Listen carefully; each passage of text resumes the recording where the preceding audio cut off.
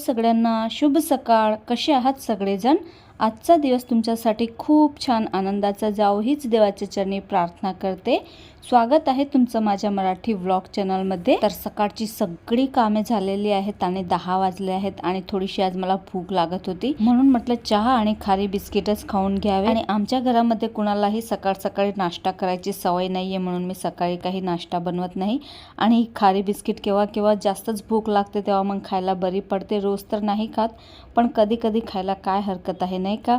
आणि तसंही आता हिवाळा आहे तर सकाळी भूक लागतच असते. उन्हाळ्यामध्ये एवढी काही भूक लागत नाही, पण हिवाळ्यामध्ये सकाळ सकाळी भूक लागतेच, म्हणून आज खारी बिस्किट आणि चहाच खात आहे. आणि कालच्या दिवशी मार्केटमध्ये गेले होते तर थोडासा किराणाही संपला होता, तर तोही घेऊन आली होती. जास्त तर नाही आणला, जे आता मकर संक्रांत येते आहे ना त्यासाठी थोडासा सामान संपला होता म्हणून तोच घेऊन आली होती. तर हा सगळा सामान सुद्धा मला डब्यात भरून ठेवायचा आहे. 5 किलो इकट्ठी साखर आणली. आता मला महिना दीड महिना काही टेन्शन नाही. चहा दोघी तिघी टाइम होते आमच्या घरात, सकाळ आणि संध्याकाळ. साबुदाणा 1 किलो आणलाय. कोलम तांदूळ आणले 2 किलो. त्या शेंगा ज्या होत्या त्या आता संपत आलेल्या आहे म्हणून शेंगदाणे पण घेऊन आले. तुरीची डाळ थोडी आहे आधीची म्हणून कमी चांगली आहे. छोले चणेही बनतात आमच्या घरी अजूनही. आणि आता संक्रांत येते त्यासाठी तीळ आणले आहे. थोडे आहे घरामध्ये म्हणून थोडेच, म्हणजे अर्धा किलोच आणले. आणि राजमा आणलाय. त्याची भाजी खूप आवडते आमच्या घरामध्ये म्हणून राजमा आणलाय. आणि लाल तिखट संपत आलं होतं म्हणून थोडंसंच आणलंय अजून. मेथी. कधी कधी छोटी मोठी भूक लागते तेव्हा मुलांना खायला कामात येते, रोज तर आपण बनवत नाही. बेसन हे संपलं होतं, बेसन आणलंय. मुरमुरे,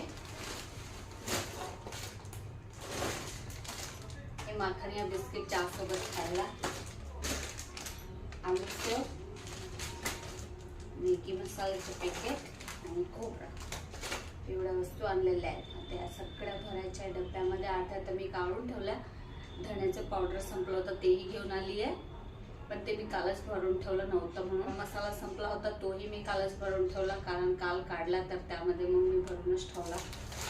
तेवढं सगळं भरायचं बाकी आहे, ते भरून घेते. तसं तर गरम मसाला, धणे जिरे पूड, लाल तिखट हे सगळं मी एका वर्षाचंच भरून घेत असते, पण मागच्या वर्षी मी थोडं कमीच भरलं होतं, कारण मग जास्तही भरलं की मग ते खराब होते, त्यामध्ये धनूर वगैरे पडायला लागतात, म्हणून मी काही जास्त भरलं नव्हतं. म्हणून आता संपलेलं आहे आणि आता उन्हाळा काही जास्त दूरही नाही, म्हणून मी थोडं थोडंच आणलेलं आहे. मग एका वर्षाचं एकखट्टच भरून ठेवीन. आणि पहा, जेव्हा जेव्हा मी एवढा एकखट्टा सामान आणते तेव्हा तेव्हा मला डबेच कमी पडतात. आणि तसं किचन छोटं आहे म्हणून जास्त डबे घेऊनही काही अर्थ नाही.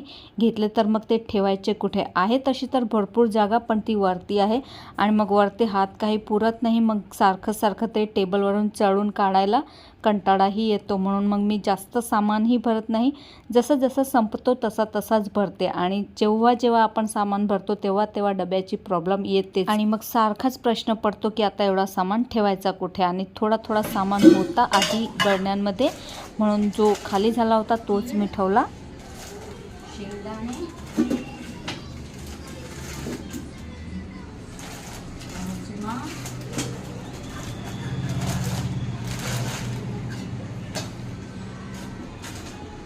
आता आधीच्या बरणीमध्ये थोडेसे शेंगदाणे बाकी होते, म्हणून मग जे 1 किलो शेंगदाणे आणले होते ते मी असेच स्टीलच्या मोठ्या डब्यामध्ये ठेवून दिले. शेंगदाणे, तीळ, साबुदाण्याची बरणी तर खालीच होती, म्हणून ती बरणीमध्ये मला साबुदाणा भरायचा होता. आणि पहा, तुरीची डाळ ही थोडी आहे तर तुरीची डाळ ही भरून ठेवायची आहे. आणि आता म्हटलं चला हे सगळ्या बरण्या बाहेर निघताच आहेत तर मग थोडीशी क्लिनिंगसुद्धा करून घ्यावी. तर हे एकच बॉक्स माझ्याकडे किचनमध्ये आहे ज्याच्यामध्ये मी ह्या सगळ्या बरण्या ठेवते. जास्त काही जागा नाही आहे किचनमध्ये सामान ठेवायला. तसं तर हे क्रॉकरी युनिट आहे, पण यामध्ये आता एवढी क्रॉकरी कुठून आणायची ना? तर आपल्यासारख्या मिडल क्लास फॅमिलीमध्ये जास्त क्रॉकरी असतच नाही. जास्त काय माझ्याकडे तर अजिबातच क्रॉकरी नाही आहे, म्हणून मला एवढा काही शौक पण नाही आहे क्रोकरीचा, म्हणून मी इथे ह्या बरण्यास ठेवत असते. आणि तसे तर हे डबे जसे जसे खाली होतात तसे तसे मी वॉश करूनच ठेवते. म्हणजे जशी एक डबा खाली झाला की मी घासून आणि नंतरच त्यामध्ये काही भरून ठेवते. म्हणून आत्ता मी या सगळ्या डब्यांना काही घासले नाही, असेच वरे पुसून ठेवून दिले. तर पहा, जसा जसा आपल्याला वेळ मिळेल ना तसा तसा थोडा थोडा एक एक कोपरा जरी साफ करत राहिले तर आपल्याला पूर्ण डीप क्लिनिंग करायची गरजसुद्धा पडत नाही. तर माझं तर असंच असते, थोडा थोडा वेळही मिळाला तर थोडी थोडी जागा मी क्लीन करतच राहते. आता हे डबे मला भरून ठेवायचे होते किराणा सामानाने, तर ते बॉक्स मला साफ करायचा एक्स्ट्रा वेळ द्यावा लागला नाही. आता हे डबे निघालेच होते तर अख्खा बॉक्सच मी साफ करून घेतला. किती वेळ लागतो ना, जास्तीत जास्त अर्धा घंटा लागला मला हे सगळं क्लीन करायला.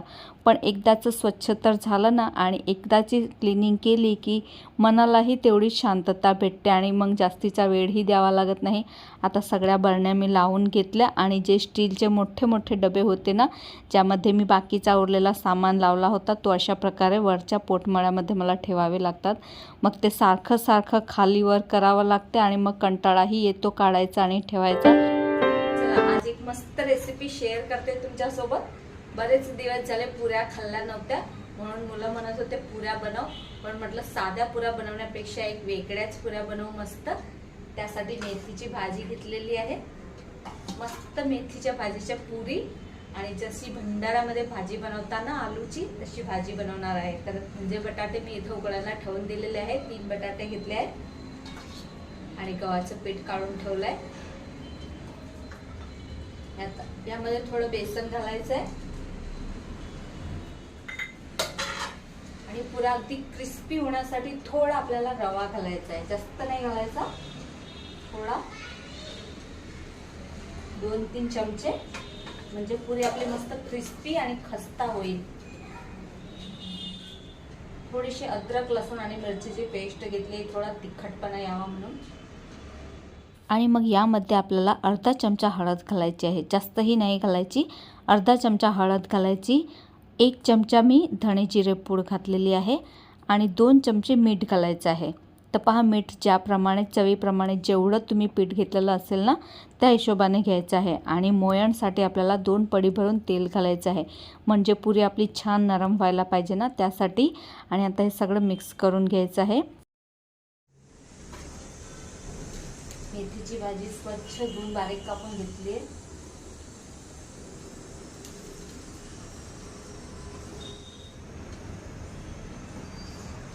तर मेथीची भाजी तुम्ही तेलामध्ये थोडीशी कळसून नंतर घातली तरी चालेल, पण टेस्ट तर सेमच येणार आहे म्हणून मी अशीच घातली. थोडेसे तीळ घालायचे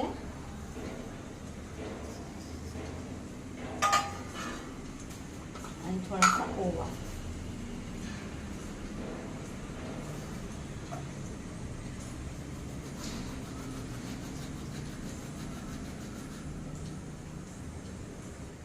तीळ आणि ओवा मी आधी घालायचे विसरलेच होते, म्हणून मग नंतर घातले. थोडीशी 1 चमचाभर तीळ आणि 1 चमचाभर आपल्याला ओवा असा क्रश करून घालायचा आहे, म्हणजे ओवाचा फ्लेवर मस्त येतो आपल्या पुऱ्यांमध्ये. आणि मग थोडं थोडं पाणी टाकून याला मस्त घट्टसर पीठ बांधायचं आहे. कणिक आपल्याला कडकच मळायचे, पातळ मळायची नाही, अगदी घट्टसर मळून घ्यायची. तर पहा, अशा प्रकारे कडक कणिक भिजवायची आहे. जसे आपण पुऱ्यासाठी कणिक भिजवतो ना तशीच भिजवायची आहे. अशी ही मेथीची भाजी टाकली आहे तर याला पाणी सुटू शकते, म्हणून जास्त पातळ भिजवायची नाही, कडकच भिजवायची आहे. आणि याला जास्त वेळ ठेवायचीही नाही, 5 मिनिटं ठेवली तरी चालेल. थोडा वेळ झाकून ठेवायची आहे, जास्त वेळ झाकायची गरज नाही, 5-10 मिनिटं. आपण ग्रेव्ही बनवून ठेवू भाजीसाठी. 1 टमाटर घेतलाय, 1 अद्रकचा तुकडा. कांदा लसूण बिलकुल घ्यायचं नाही, आपण कांदा लसूण विरहित भाजी बनवणार आहोत. जशी भंडारामध्ये मिळते ना एकदम तशीच भाजी आज मी बनवणार आहे. त्यामध्ये कांदा लसूण काहीच टाकणार नाहीये, तरीही भाजी एकदम टेस्टी लागते. लसूण विरहित आपण मस्त टेस्टी भाजी बनवूया. अगदी भंडारामध्ये खातात तशीच. 2 हिरव्या मिरच्या, थोडं सगळं आपल्याला बारीक वाटून घ्यायचं. एक टमाटर, एक छोटा तुकडा अद्रकचा आणि 2 हिरव्या मिरच्या, हे सगळं आपल्याला पेस्ट बनवून घ्यायची आहे. आणि आता कणिकला सुद्धा 5-10 मिनटं झाले होते, तर याचे आपल्याला उंडे करून घ्यायचे आहेत. तर पहा, जेवढ्या मोठ्या पुऱ्या किंवा जेवढ्या लहान पुऱ्या तुम्हाला बनवायच्या असतील ना, त्या हिशोबाने याचे गोळे बनवून घ्यायचे आहे आणि मस्त गोल करून आपल्याला पुऱ्या लाटून घ्यायच्या आहे. आता पहा, या कणकेच्या पुऱ्या जास्त पातळही लाटायच्या नाही आणि जास्त जाडही ठेवायच्या नाही, थोड्याशा जाडच ठेवायच्या आहे. 3 बटाटे मी सोलून घेतले. आता मी गोळे गोल करून ठेवले, पुऱ्यानंतर करेन म्हटलं आधी भाजी बनवून घेऊया. तर 3 बटाटे उकडून आणि त्याची साल काढून ठेवलेली आहे. यामध्ये 2 इलायची, 2 लवंगा, 2 मिरी, दालचिनीचा तुकडा. कारण आपण कांदा लसूण वापरत नाही म्हणून हे सगळे मसाले गरजेचे आहेत, त्यानेच टेस्ट येईल भाजीला. 2 छोटी इलायची घेतली. मोठी इलायची असेल तुमच्याकडे तर मोठी इलायची घ्या, माझ्याकडे संपलेली आहे, आता नाही आहे. आणि एक चक्रफूल ही नक्की घ्या, तेही माझ्याकडचं आता संपलं आहे. थोडेफार मसाले आणायचे आहेत मला. आता एका कढईमध्ये मी 3 चमचे तेल घातलेलं आहे. त्यामध्ये आपल्याला मोहरी आणि जिऱ्याची फोडणी द्यायची आहे. त्यानंतर ह्यामध्ये जे खडे मसाले घेतले होते ना, ते सगळे मसाले टाकायचे आहे आणि मग जी पेस्ट आपण वाटून ठेवली होती ती पेस्ट ह्यामध्ये घालायची आहे. आता पहा, ही पेस्ट उडू शकते बरं का, थोडा लांबूनच घालायची आहे, कारण यामध्ये कांदा वगैरे काहीच नाही, फक्त टमाटर आहे. आणि आता यामध्ये सगळे बेसिक मसाले घालायचे आहे. पहा, व्हिडिओच्या नादामध्ये काय काय होत असते, कितीतरी चटके रोजच्या रोज लागत असतात, पण तरीही कुणाला दिसत नाही. चला जाऊ द्या. आता सगळे बेसिक मसाले यामध्ये घालायचे आहे. 1 चमचा गरम मसाला, 1 चमचा धने जिरे पूड, अर्धा चमचा हळद आणि 1 चमचा लाल तिखट आणि 1 चमचा मी काश्मीरी लाल मिरची घातली होती रंग छान येण्यासाठी. सगळं मिक्स करून घ्यायचं आहे आणि थोडंसं पाणी घालायचं आणि या चांगलं भाजल्यानंतरच यामध्ये पाणी घालायचं आहे बरं का. जेवढा मसाला चांगला भाजला जातो ना, तेवढीच आपली भाजी छान तर्रीदार होते. तर त्यानंतर आपल्याला यामध्ये पाणी घालायचं आहे. गरम पाणी घातलं तर चांगलंच होईल, नाहीतर थंड पाणीही घातलं तरीही काही हरकत नाही. मी थंडच पाणी घातलं होतं आणि पाणी थोडंसं जास्तच घालायचं आहे, कारण की यामध्ये बटाटे टाकल्यावर भाजी आणखीनच घट्ट होते.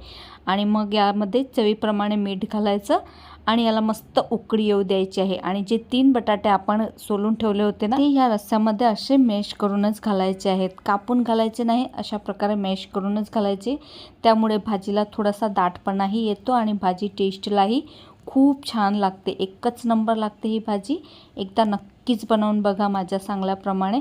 त्यानंतर याला उकळी येऊ द्यायची आहे आणि यामध्ये आपल्याला कसुरी मेथी घालायची आहे. कसुरी मेथी अचूक घाला, याने खूप छान टेस्ट येते. अशा प्रकारे कुस्करून घालायची, म्हणजे त्याचा सगळा फ्लेवर भाजीमध्ये उतरतो.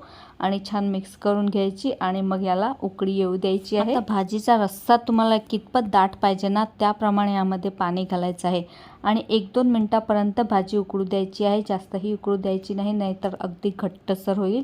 मग शेवटी गॅसची फ्लेम बंद करायची आणि भरपूर अशी कोथिंबीर घालायची आहे. आणि जशी भंडारामध्ये मिळते ना, तशीच एकदम टेस्टला अप्रतिम लागणारी ही मस्त आपली भाजी बनवून तयार झालेली आहे. आणि बघितल्यानंतरच तुम्हालाही खायची इच्छा झाली ना, चला मग पटकन एक वेळा ट्राय करा ही अप्रतिम लागणारी भाजी आणि नक्कीच बनवून बघा.